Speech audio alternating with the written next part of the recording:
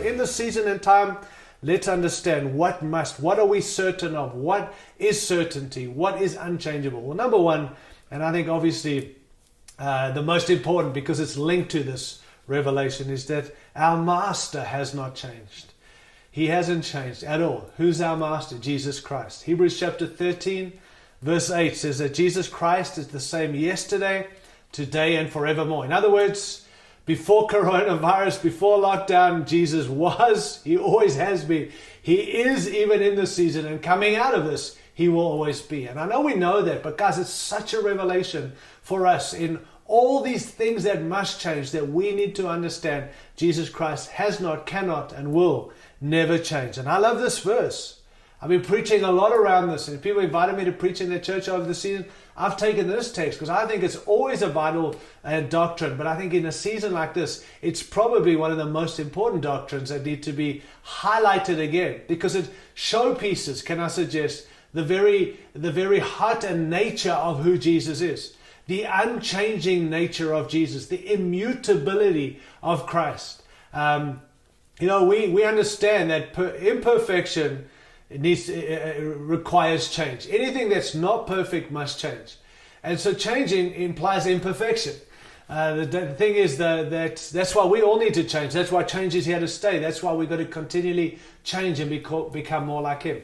But if Jesus was to change in any way, any time, for whatever reason, then he would cease to be perfect, which clearly then means he would cease to be God.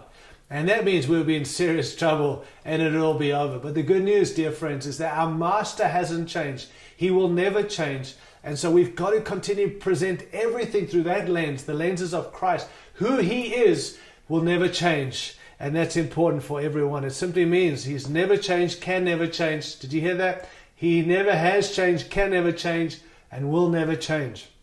He is by his very nature unchangeable. Meaning again, in any season, he's as powerful as ever. He's as loving as ever. And I've loved these truths about Christ in a season like this, because I've gone to him and spent time with him and been able to have fresh faith and courage even in the unknowns of what we're involved in, because he's been loving to me. He is as merciful. He is as full of grace. He is as holy, as much in control as he's ever been. Even if we don't understand it and can't always see it, he, our master, will never change. Why? Because he is perfect, because he's God. Revelation 1:8, I am the Alpha and the Omega, says the Lord.